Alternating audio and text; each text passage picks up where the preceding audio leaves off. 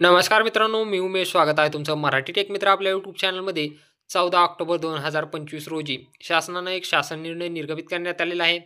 त्यामध्ये विहीर दुरुस्तीसाठी अनुदान देण्यात येणार आहे आणि त्याबद्दलचीच माहिती आज आपण या व्हिडिओमध्ये जाणून घेण्याचा प्रयत्न करणार आहोत.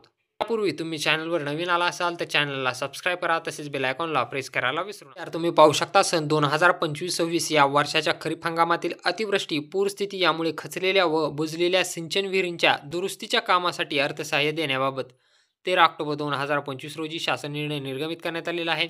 राज्यात सन 2025-26 मध्ये जून ते सप्टेंबर 2025 दरम्यान झालेल्या अतिवृष्टी, पूर परिस्थितीमुळे खचलेल्या व बुजलेल्या सिंचन विहिरींची दुरुस्तीची कामे करण्याकरता अर्थसहाय्य करण्यास या शासन निर्णयान्वये मान्यता देण्यात येत आहे.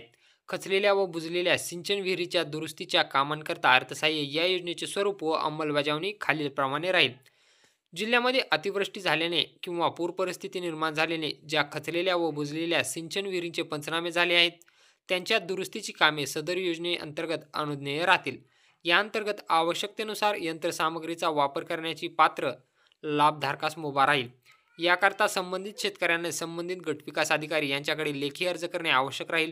सदर लेखी अर्जाची पोचपावती गटविकास अधिकारी यांनी अर्जदारास तात्काळ देणे आवश्यक राहील. अर्जासोबत विहिरीची नोंद असलेला सातबारा जोडणे अनिवार्य आहे, अन्यथा सदर अर्ज विचारात घेण्यात येणार नाही. जिल्ह्यातील ज्या तालुक्यामध्ये अतिवृष्टी अथवा पूर परिस्थितीमुळे नुकसान झाले आहे, त्या तालुक्यातील संबंधित गटविकास अधिकारी यांनी संबंधित तांत्रिक अधिकारी PTO यांना पंचनामा झालेल्या खचलेल्या व बुजलेल्या सिंचन विहिरीची स्थळपाहणी करून सिंचन विहीरनिहाय दुरुस्तीच्या कामाचे अंदाजपत्रके तयार करण्याबाबतचे आदेश द्यावेत.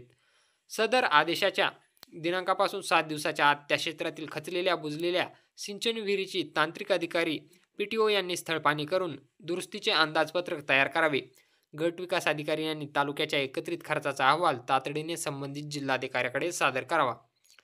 जिल्हाधिकारी यांनी अहवालाच्या आधारे तालुक्यातील अतिवृष्टीमुळे खचलेल्या व बुजलेल्या सिंचन विहिरीच्या दुरुस्तीच्या कामाच्या प्रत्यक्ष खर्चास किंवा प्रति विहीर कमाल मर्यादा 30,000 यापैकी जी कमी असेल ती रक्कम अनुज्ञेय करून तालुकानिहाय एकूण खर्चास मान्यता द्यावी. त्यानंतर गट विकास अधिकारी यांनी संबंधित शेतकऱ्याला विहीर दुरुस्ती कामाची प्रशासकीय मान्यता देऊन दुरुस्तीचे काम सुरू करण्यासाठी सूचित करावे. तसेच तांत्रिक मान्यता संबंधित पंचायत समितीमधील कृषी विस्तार अधिकारी, शाखा अभियंता यांनी प्रदान करावी.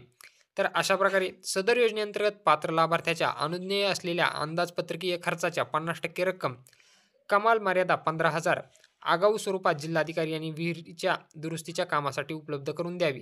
तत्पूर्वी विहीर दुरुस्तीचे काम पूर्ण झाल्यानंतर संबंधिताकडून हमीपत्र घ्यावे. विहिरीच्या दुरुस्तीचे काम पूर्ण झाल्यानंतर कृषी सहाय्यक व तांत्रिक अधिकारी यांच्यामार्फत संयुक्तपणे मोजमाप घेऊन काम पूर्ण झाल्याची खात्री करून लाभार्थ्यास अनुज्ञेय एकूण खर्चातील 50% रक्कम वितरित करण्यात यावी. सिंचन विहिरीच्या दुरुस्तीच्या कामाकरता अर्थसहाय्य मान्यता दिल्यानंतर दुरुस्तीचे काम चालू आर्थिक वर्षात पूर्ण करावे. या योजनेअंतर्गत वितरित केलेला निधी चालू आर्थिक वर्षात खर्च करण्यात यावा. तसेच निधी शिल्लक राहत असल्यास तो शासनास समर्पित करण्यात यावा. दुरुस्त केलेल्या सिंचन विहिरीचे जिओ टॅगिंग करण्यात यावे. तसेच दुरुस्तीनंतरचे जिओ टॅगिंग असलेले फोटो काढण्यात यावे.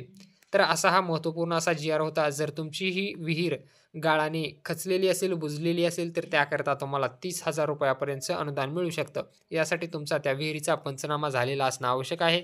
पंचनामा झालेला असेल तर तुम्हाला संबंधित गटविकास अधिकारी यांच्याकडे एक लेखी अर्ज द्यायचा आहे विहीर दुरुस्तीसाठी. त्यानंतर तुमच्या विहिरीची पाहणी होईल आणि जर तुमच्या विहिरीच्या दुरुस्तीस मान्यता दिली तर तुम्हाला अगोदर 15,000 रुपये रक्कम दिली जाईल आणि विहिरीचं काम पूर्ण झाल्यानंतर 15,000 रुपये रक्कम दिली जाईल. अशा प्रकारे 30,000 रुपये तुमच्या विहीर दुरुस्तीसाठी दिले जातील.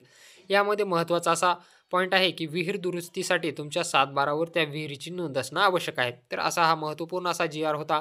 जर व्हिडिओ आवडला असेल तर चॅनलला नक्की सबस्क्राईब करा आणि बेल आयकॉनला प्रेस करायला विसरू नका.